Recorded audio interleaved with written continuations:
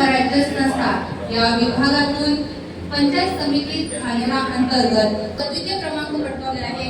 जिल्हा परिषद प्राथमिक शाळा पिकाटोला केंद्र मोहली यांचा सन्मान माननीय श्री सापले सर करतील अशी मी त्यांना विनंती करते।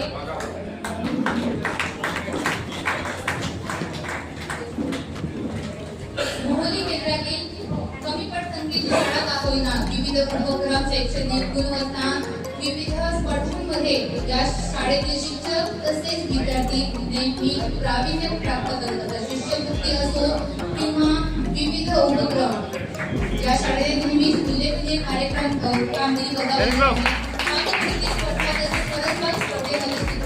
यांनी उल्लेखनीय अशी कार्य